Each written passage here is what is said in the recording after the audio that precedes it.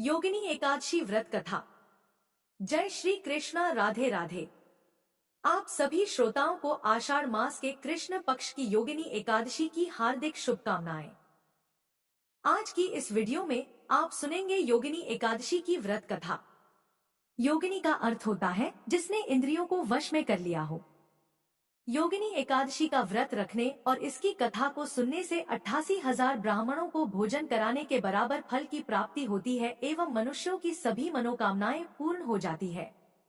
तो आइए बड़ी ही श्रद्धा और प्रसन्नचित मन से इस कथा का श्रवण करते हैं। बोलिए श्री हरि विष्णु जी की जय। महाभारत काल की बात है।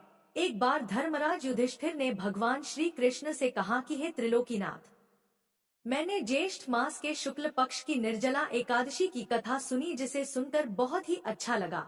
अब आप कृपा करके आषाढ़ मास के कृष्ण पक्ष की एकादशी की कथा सुनाइए। इस एकादशी का नाम क्या है तथा इस एकादशी का महत्व विस्तार पूर्वक मुझे सुनाइए। यह सुनकर श्री कृष्ण भगवान ने कहा कि हे पांडुपुत्र, आषाढ़ मास के कृष्ण पक्ष की एकादशी का नाम योगिनी एकादशी है। इस व्रत के करने से सभी पाप नष्ट हो जाते हैं। इस व्रत को करने वाला व्यक्ति श्राप से मुक्ति पाता है। यह व्रत इस लोक में तथा परलोक में मुक्ति देने वाला है। हे धर्मराज, यह एकादशी तीनों लोकों में प्रसिद्ध है। इसके व्रत से सभी पाप नष्ट हो जाते हैं। तुम्हें मैं पुराणों में कही हुई कथा सुनाता हूँ, ध्यान पूर्वक सुनो। अलकापुरी नाम की एक नगरी थी। उस नगरी में कुबेर नाम का एक राजा राज्य करता था। राजा कुबेर परम शिव भक्त था। वह पूरी विधि विधान से रोजाना भगवान भोलेनाथ की पूजा अर्चना किया करता था। राजा कुबेर का एक यक्ष सेवक था जिसका नाम था हेमाली।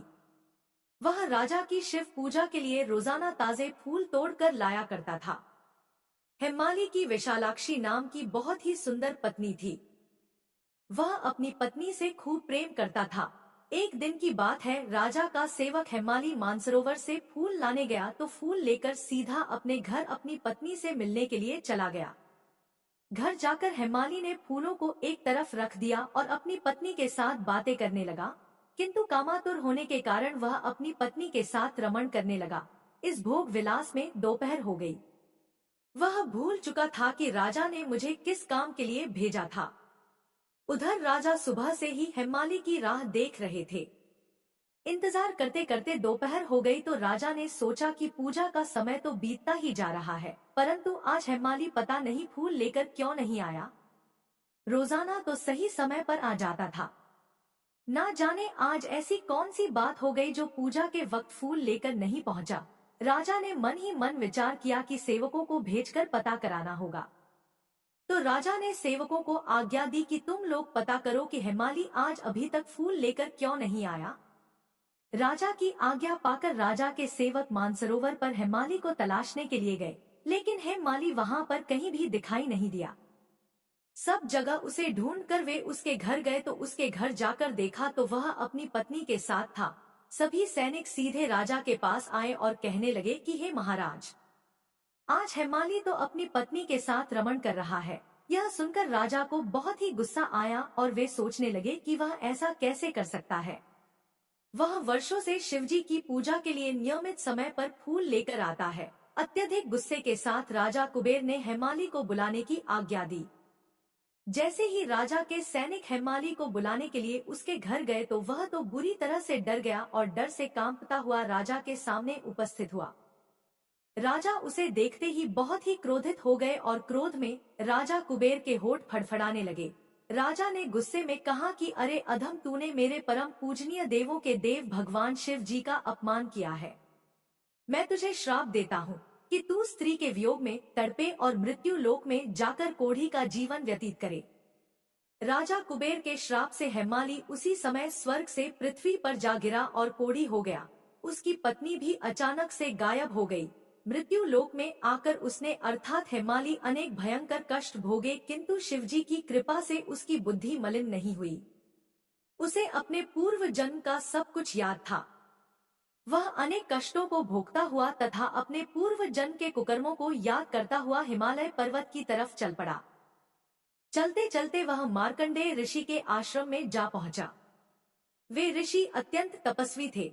ऐसे प्रतीत हो रहे थे मानो ब्रह्मा जी हो, और उनका आश्रम भी ब्रह्मा जी की सभा के समान ही शोभा दे रहा था।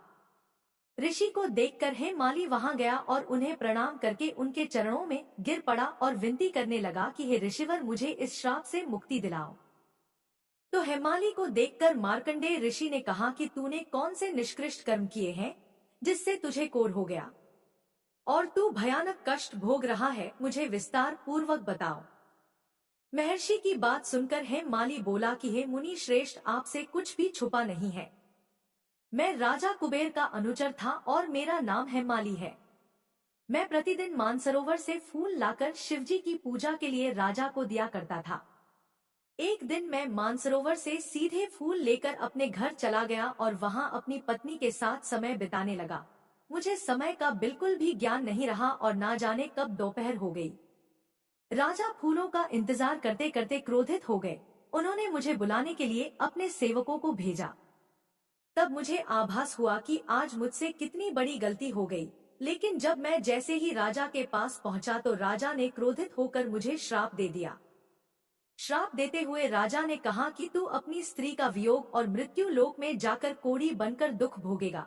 इसी कारण से मैं कोढ़ी हो गया हूँ तथा पृथ्वी पर भयंकर से भयंकर कष्ट भोग रहा हूँ।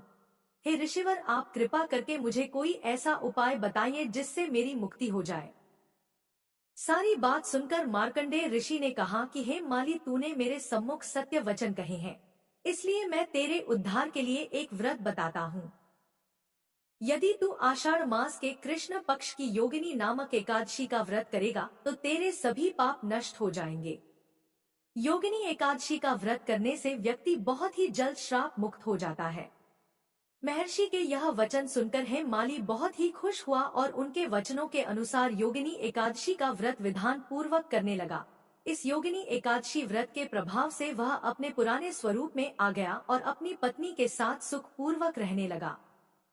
फिर इस लोक के समस्त सुखों को भोगता हुआ अंत में स्वर्ग लोक को गया। यह कथा कहकर भगवान श्री कृष्ण ने कहा कि हे राजन, इस योगिनी एकादशी का फल 88,000 ब्राह्मणों को भोजन कराने के बराबर होता है। इसके व्रत से सभी पाप नष्ट हो जाते हैं, व्यक्ति श्राप मुक्त हो जाता है और अंत में मोक्ष को प्राप्त करके प्राणी स्वर्ग का अधिकारी बन जाता है। बोलिए श्री हरि विष्णु जी की जय। अब आइए श्रवण करते हैं एकादशी की अगली कथा, जिसे सुनने मात्र से सभी मनोकामनाएं पूरी होती हैं। एक समय की बात है, श्री ठाकुर मंदिर के महंत, जो प्रभु के बहुत प्रिय भक्त थे, अपने कुछ शिष्यों को साथ लेकर दक्षिण में तीर्थ दर्शन करते हुए एक नगर में पहुँचे। संध्या का समय था। मार्ग में बहुत ही रमणीय उपवन देख महंत जी का मन हुआ कि यहीं कुछ देर विश्राम करें और भोजन प्रसाद बनाकर हरि नाम संकीर्तन किया जाए। संयोग से वह स्थान एक वैश्या का था।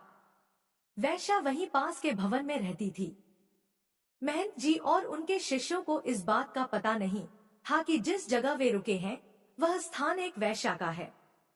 वैश्या भी दूर से अर्थात अपने भवन से ही हरि भक्तों की क्रियाओं का आनंद ले रही थी।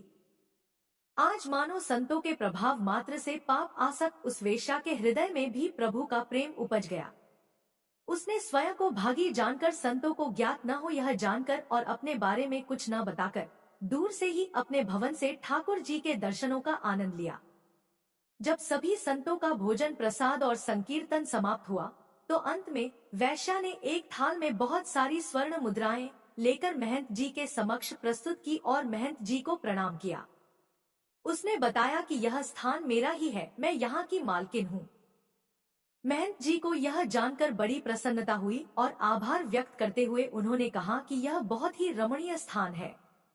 हमारे ठाकुर जी को भी यह स्थान संकीर्तन में बड़ा पसंद आया।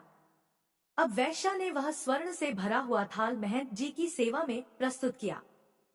सच्चे संतों का स्वभाव होता है कि वे बिना जाने किसी भी अनजान व्यक्ति का धन या सेवा नहीं लेते हैं और शास्त्र भी अनुमति नहीं देता है। अतः महंत जी ने उस वैश्या से कहा कि हम बिना यह जाने यह धन स्वीकार नहीं कर सकते कि आपने किस तरह से यह धन अर्जित किया है।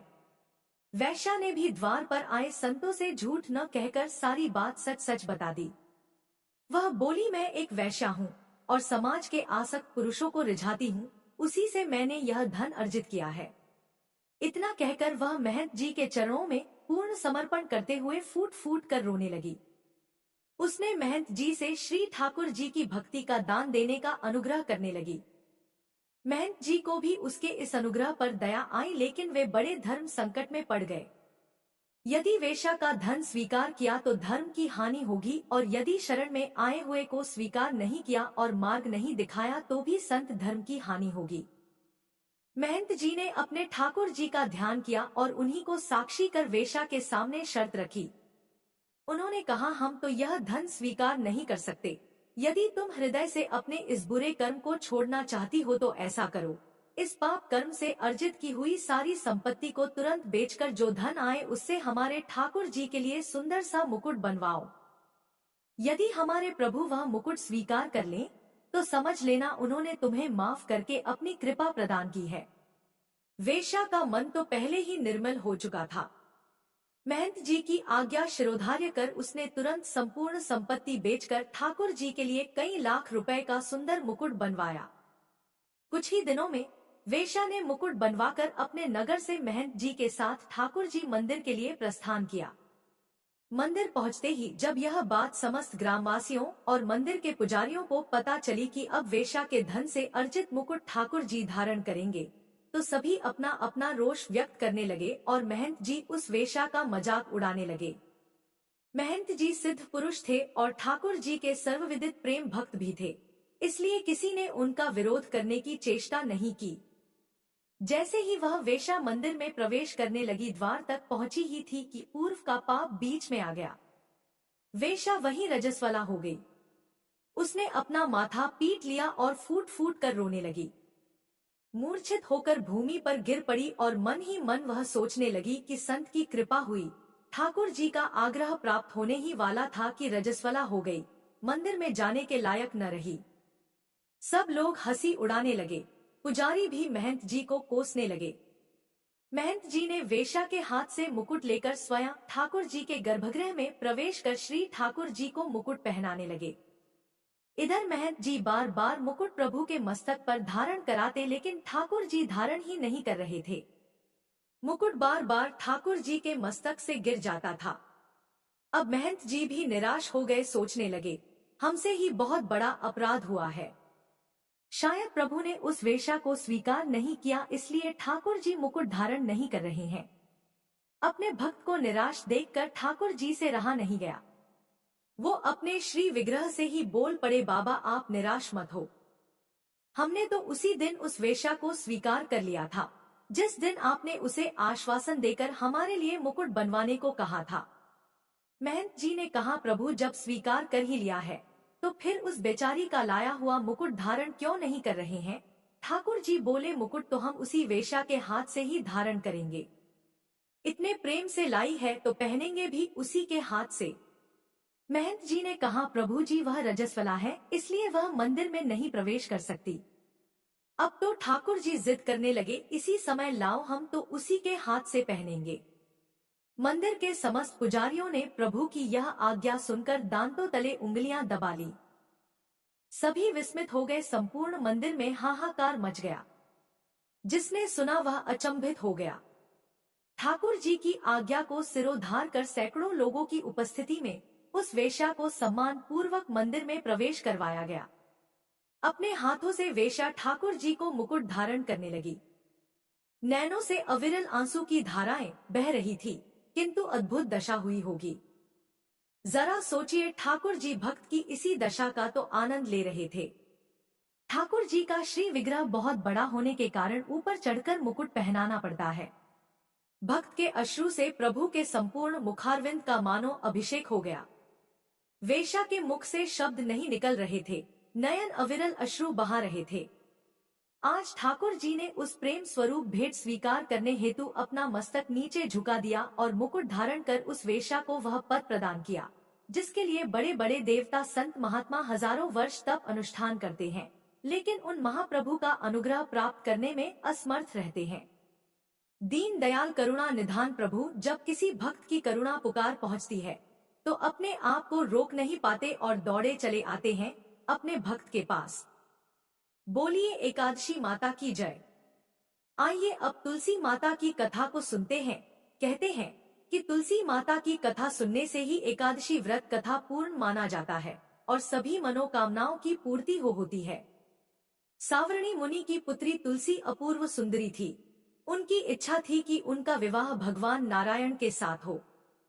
इसके लिए उन्होंने नारायण पर्वत की घाटी में स्थित बद्री वन में घोर तपस्या की। दीर्घ काल तक तपस्या करने के उपरांत ब्रह्मा जी ने प्रसन्न होकर दर्शन दिया और वर मांगने को कहा।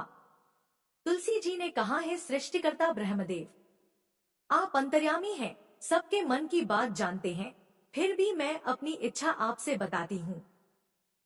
मैं चाहती हूँ कि भगवान श्री नारायण मुझे पति रूप में मिले। ब्रह्मा जी ने कहा, तुम्हारा अभीष्ट तुम्हें अवश्य मिलेगा। अपने पूर्व जन्म में किसी अपराध के कारण तुम्हें श्राप मिला है। इसी प्रकार भगवान श्री नारायण के एक पार्षद को भी दानव कुल में जन्म लेने का श्राप मिला है। दानव कुल में जन्म लेने के बाद भी उसमें नारायण का अंश विद्यमान रहेगा। इसलिए इस जन्म में पूर्व जन्म के पाप के शमन के लिए संपूर्ण नारायण तो नहीं मिलेंगे, लेकिन नारायण के अंश से युक्त दानव कुल जन्म उस साप ग्रस्त पार्षद से तुम्हारा विवाह होगा।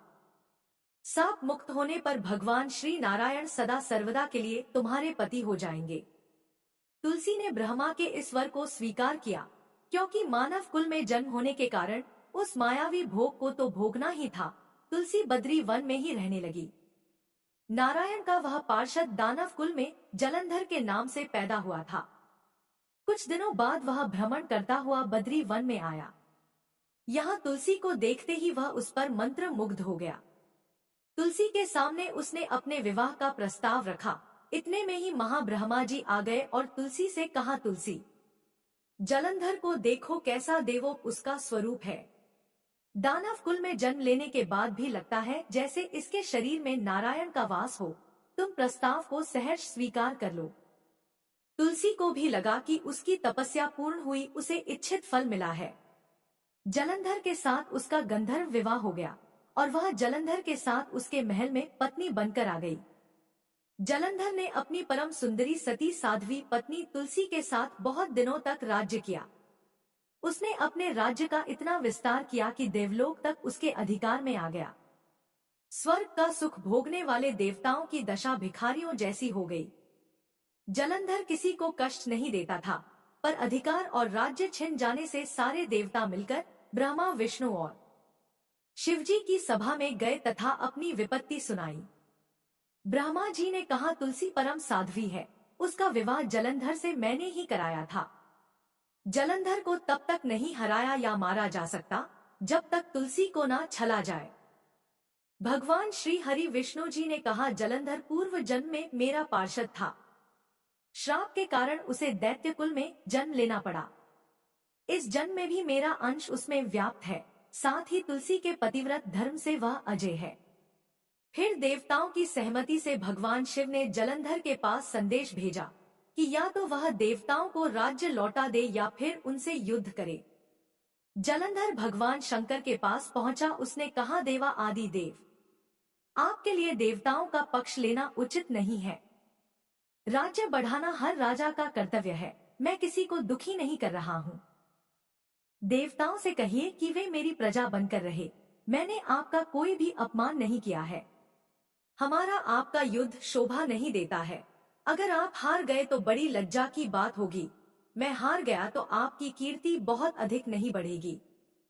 भगवान शंकर फिर हंसने लगे। वे तो सब रहस्य समझते थे। तुलसी और जलंधर के पूर्व जन्म के श्राप की अवधि लगभग पूरी हो चुकी थी। फिर शंकर जी बोले, इसमें कीर्ति और लज्जा की बात नहीं है। तुम देवों को राज्य लौटाकर उन्हें उनके पद पर प्रतिष्ठित होने दो। युद्ध से बचने का यही एक उपाय है। जलंधर ने कहा, मैंने युद्ध के बल से देवलोक जीता है। कोई उसे युद्ध के द्वारा ही वापस ले सकता है। यह मेरा अंतिम उत्तर है। अब मैं जा रहा हूँ। ऐसा कहकर जलंधर चला गया। उसने अपनी पत्नी तुलसी को सारी बातें बताई और कहा, कर्म भोग सब काल सूत्र में बंधा है। जीवन में हर्ष, शोक, भय, सुख, दुख, मंगल अमंगल काल के अधीन है। हम तो केवल निमित्त हैं। संभव है भगवान शिव देवों का पक्ष लेकर मुझसे युद्ध करें। तुम चिंता मत करना, तुम्हारा सती तेज मेरी रक्षा करेगा। दूसरे दिन भगवान शंकर के नेतृत्व में देवताओं ने युद्ध छेड़ दिया। जलंधर ने भीषण बाणों की वर्षा कर उनका वेग रोका। उसके प्रहार से देवता डगमगाने लगे। उसने दानवी शक्ति का प्रयोग कर मायावी युद्ध आरंभ किया। युद्ध स्थल पर वह किसी को भी दिखाई नहीं देता था, पर उसके अस्त्र शस्त्र प्रहार कर देवों को घायल कर रहे थे। देवगण अपने अस्त्र चलाएं तो किस पर चलाएं, क्योंकि कोई शत्रु सामने था ही नहीं। कई दिनों तक इस तरह भयंकर युद्ध चला और जलंधर पराजित नहीं हुआ। तब शिव जी ने विष्णु से कहा, विष्णु कुछ तो उपाय करो, अन्यथा मेरा तो सारा यश मिट्टी में मिल जाएगा। विष्णु जी ने सोचा, बल से तो जलंधर को हराया नहीं जा सकता, इसलिए छल का सहारा लेना ही पड़ेगा। उन्होंने तुरंत अपना स्वरूप जलंधर जैसा बनाया और अस्त्र शस्त्र से सुसज्जित हो तुलसी जी के पास पहुंच गए और बोले, प्रिय मैं युद्ध जीत गया, सारे देवता भगवान शंकर समेत मुझसे हार गए। इस खुशी में आओ मैं तुम्हें अपने अंग से लगा लूं। पति को प्रत्यक्ष खड़ा देख तथा विजय का समाचार सुन वह दौड़कर मायावी जलंधर के गले से लिपट गई। इस प्रकार पति पत्नी दोनों ने आलिंगन हो खूब खुशी मनाई। पर पुरुष के साथ इस प्रकार के व्यवहार से उसका सती तेज नष्ट हो गया। उसका सती तेज जो जलंधर की कवच के रूप में रक्षा कर रहा था, वह कवच नष्ट हो गया। जलंधर शक्तिहीन हो गया। यह जानते ही भगवान शंकर ने उस पर अपने त्रिशूल से प्रहार किया। त्रिशूल के लगते ही जलंधर जलकर भस्म हो गया। जलंधर के मरने को जानकर भगवान विष्णु अपने असली रूप में आ गए। सामने अपने पति जलंधर के स्थान पर भगवान विष्णु को खड़ा देख तुलसी बहुत विस्मित हुई। उसको पता लग गया कि स्वयं नारायण ने उसके साथ छल किया है। क्रोध में आकर तुलसी जी ने श्राप दिया और भगवान विष्णु से कहने लगी, एक सती स्त्री का सतीत्व भंग करने के अपराध में तुम हृदयहीन पत्थर हो जाओ। विष्णु जी ने तुलसी के श्राप को शिरोधार्य कर कहा, हे देवी, तुम्हारे तथा जलंधर के कल्याण के लिए मुझे ऐसा करना पड़ा। तुम दोनों को श्राप मुक्त करना था। तुम भी अब अपना शरीर त्याग कर तुलसी बिरवा के रूप में जन्म लोगी और मेरी पूजा तुलसी दल से होगी। मैं शालीग्राम पत्थर बनूंगा, मेरे शीश पर तुम आदर से विराजमान होगी। तुम्हारे पति की हड्डियों के चूर्ण से शंख की उत्पत्ति होगी। उस शंख ध्वनि से देवताओं तथा मेरी पूजा आराधना होगी। जहां शंख ध्वनि होगी वहां मंगल में मैं विराजमान रहूंगा। तुमने पूर्व जन्म में बद्री वन में मुझे पाने के लिए बड़ी तपस्या की थी। अब अगले जन्म में मैं नारायण के रूप में बद्रीनाथ वन में स्थापित होऊंगा और मेरी पूजा अर्चना फल फूल से ना होकर तुम्हारी तुलसी दल से होगी। मेरे शीश पर विराजमान होकर तुम मुझसे भी ऊंचा पद प्राप्त करोगी। बोलिए श्री लक्ष्मी नारायण भगवान की जय। बोलिए श्री तुलसा जी शालिग्राम जी की जय। अब आइए सुनते हैं एकादशी माता की कथा। एक बूढ़ी माँ ने एक बार एकादशी का व्रत रखा। बड़ा ही भाव भक्ति से पूजा अर्चना की। उन्हें वृद्धा अवस्था में क्या बाधा थी। वे तो अपने पुत्र पत्रों की सुख सुविधा के लिए व्रत रखने लगी थी। वे दिन भर तो जरा कठोर मन करके अपनी प्यास को रोके रही। दिन में पूजा पाठ किया, कथा सुनी और पंडित जी को मिट्टी के पात्र में भरकर पानी और ऋतु फल दान में दिए। दोना भर भर के भूरा शक्कर वितरण किया। उन्हें गर्मी के कारण बहुत बेचैनी हो रही थी, इस कारण से बड़ी देर तक पानी में पड़ी रही और पानी के कुल्ला करती रही। अपना मुंह बार बार धोती रही। तब कहीं थोड़ा बहुत धैर्य बंध पाया। धूप तो तेज पड़ ही रही थी, इस कारण बार बार मुंह सूख रहा था। बूढ़ी माँ बहुत बेचैन हो रही थी, क्योंकि एक तो बुढ़ापा और दूसरे यह भयंकर गर्मी। वृद्धावस्था की स्थिति तो कुछ दूसरी ही प्रकार की होती है। जैसे जैसे रोधो के दिन कट पाया, अब पहाड़ सी रात सामने थी। उसका कटना बड़ा ही कठिन दिखाई दे रहा था। खटिया पर पड़े बुढ़िया माई को शांति नहीं मिल रही थी और वे बार बार करवट बदल रही थी। अनेक बार वे बाहर जाती और भीतर आती, उन्हें घर के अंदर शांति नहीं थी। वे पड़ी पड़ी एकादशी माता का स्मरण करती रही। वे कहती रही कि हे एकादशी माता, आप मेरी लाज रखिएगा, आप ही मुझे शक्ति दे दीजिएगा। जिससे मैं भली भांति आपका व्रत कर सकूं और यह पहाड़ सी रात शांतिपूर्वक व्यतीत हो सके। प्यास के कारण बूढ़ी माँ की बेचैनी तो बढ़ ही रही थी। उन्होंने धैर्य रखने का बहुत प्रयास किया, किंतु सहनशीलता की सीमा टूट गई और वे घबराकर एकदम चिल्ला पड़ी। बोली कि बचाओ बचाओ। अम्मा का चिल्लाना सुनकर परिवार भर के नर नारी, बच्चे और पड़ोसी एकत्रित होकर बूढ़ी अम्मा की खटिया के समीप पहुंच गए। सबने पूछा कि अम्मा जी, आपको क्या हुआ, आप क्यों चिल्ला रही हैं? आप इस वृद्धावस्था में यह कठिन व्रत क्यों कर रही हैं? अम्मा जी, शक्ति से ही भक्ति होती है। थोड़ी ही देर में वे फिर से बोली कि अरे, हमारे तो प्राण ही निकले जा रहे हैं। मेरी छाती पर ठंडे पानी का घड़ा रख दीजिए। नातियों ने दादी की छाती पर ठंडे पानी का पात्र रख दिया। तब कहीं जाकर उन्हें थोड़ा बहुत आराम मिला और थोड़ी देर के लिए उन्होंने अपनी आंखें बंद कर ली। एकादशी माता ने सोचा कि यह बूढ़ी अम्मा है तो बहुत कठोर, जरा जाकर उसकी परीक्षा लेना चाहिए। वे आधी रात को मुर्गा बनकर टेर लगाने लगी। मुर्गा की आवाज सुनकर दादी जल्दी से उठी और बाहर जाकर आसमान की ओर देखा, किंतु आसमान में कहीं उन्हें प्रातकालीन तारा दिखाई नहीं दिया। वे सोचने लगी कि यह मुर्गा क्यों और कैसे बोल गया। उन्हें प्यास तो लग ही रही थी, थोड़ा बहुत उनका मन भी विचलित होने लगा था, किंतु अंत में उन्होंने दृढ़ निश्चय किया कि मैं अब व्रत को पूर्ण करके ही छोड़ूंगी, चाहे भले ही मेरे प्राण निकल जाएं। यह सोचकर फिर वे खटिया पर शिथिल होकर लेट गई। थोड़ी ही देर में एकादशी माता ने उनकी फिर से परीक्षा लेनी चाहिए। एक छोटी सी बालिका एक गिलास में शरबत लेकर उनके सिरहाने खड़ी हो गई और जोर से बोली कि दादी जी, सवेरा हो गया है, आप हाथ मुंह धोकर शरबत पी लीजिए।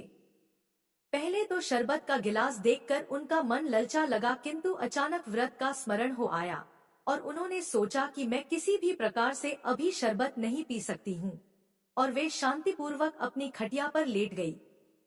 फिर थोड़ी ही देर में उन्हें ऐसा लगा जैसे किसी ने उन्हें पानी के कुएं में पटक दिया हो। वे बड़ी देर तक उस कुएं में हाथ पांव चलाती रही, किंतु उन्होंने अपने मुंह में पानी की एक बूंद भी नहीं जाने दिया और वे दृढ़ता पूर्वक अपने व्रत का पालन करती रही। थोड़ी ही देर में ना जाने कहां से सामने आग जलने लगी, जिससे भारी गर्मी बढ़ने लगी और प्यास के कारण प्राण निकलने लगे, किंतु बूढ़ी अम्मा का कुछ भी नहीं बिगाड़ पाया। वे जहां की तहां मुस्कुराती हुई सी बैठी रही। थोड़ी ही देर में बाहर प्रकाश दिखाई देने लगा, ऐसा लगा कि जैसे सवेरा हो गया हो। बूढ़ी अम्मा ने जब बाहर निकलकर देखा तो समझ गई कि अभी सवेरा होने में 3-4 घंटे की देरी है। यह जानकर वे शांतिपूर्वक इधर उधर घूमने फिरने लगी। एकादशी माता यह बात अच्छी तरह से समझ गई कि यह बूढ़ी अम्मा किसी भी प्रकार से अपने व्रत से नहीं टल सकती हैं। वे उनके सत्य व्रत को अच्छी तरह से समझ गई। सवेरा होते ही बूढ़ी माता ने स्नान किया, भगवान का पूजन पाठ किया, एकादशी माता की कथा सुनी, ब्राह्मणों को दक्षिणा देकर भोजन कराया, तब कहीं उन्होंने जल ग्रहण किया।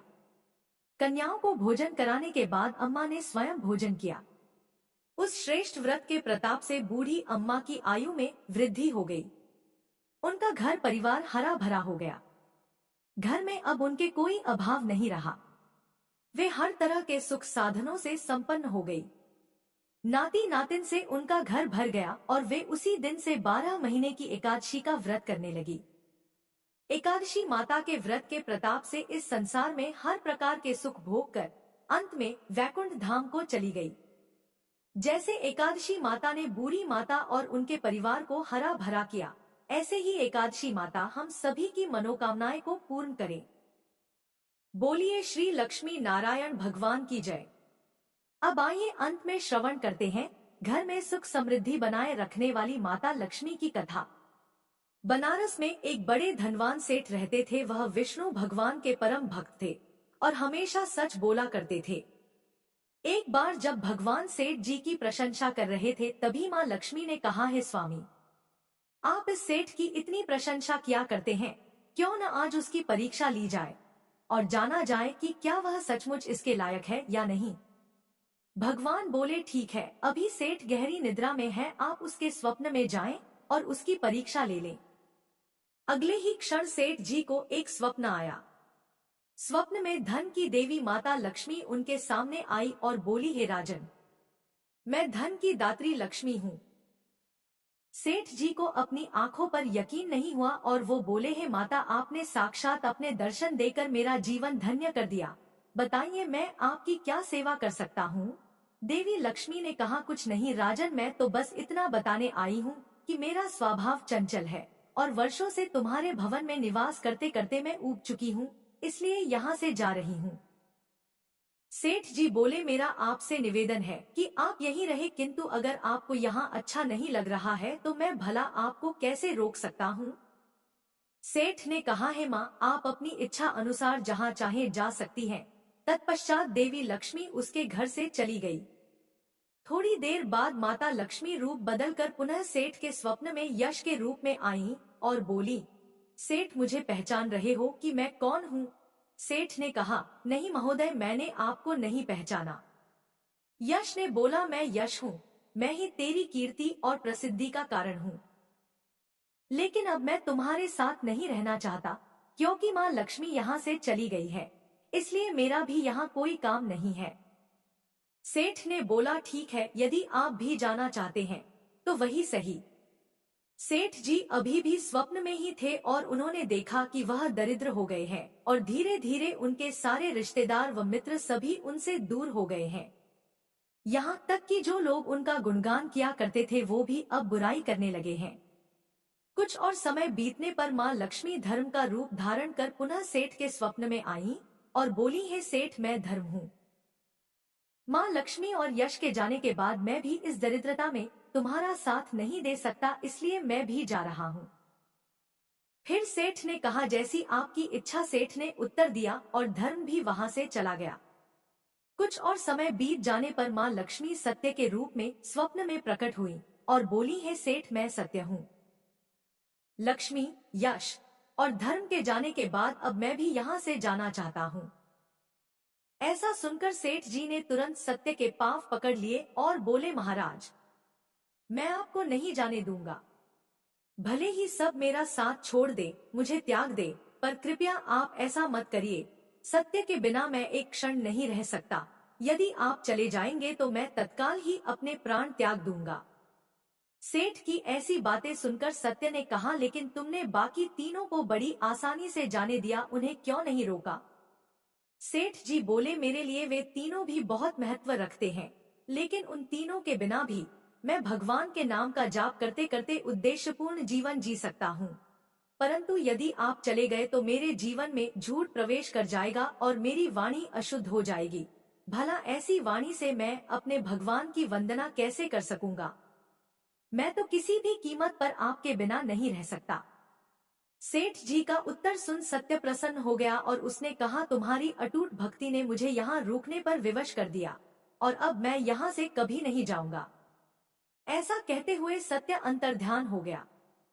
सेठ जी अभी भी निद्रा में ही थे। थोड़ी देर बाद स्वप्न में धर्म वापस आया और बोला, मैं अब तुम्हारे पास ही रहूंगा, क्योंकि यहाँ सत्य का निवास है। फिर क्या था, सेठ जी ने प्रसन्नतापूर्वक धर्म का स्वागत किया। उसके तुरंत बाद यश भी लौट आया और बोला, हे सेठ, जहाँ सत्य और धर्म है वहाँ यश स्वतः ही आ जाता है, इसलिए अब मैं भी तुम्हारे साथ ही रहूंगा। सेठ जी ने यश की भी आव भगत की और अंत में माँ लक्ष्मी आई।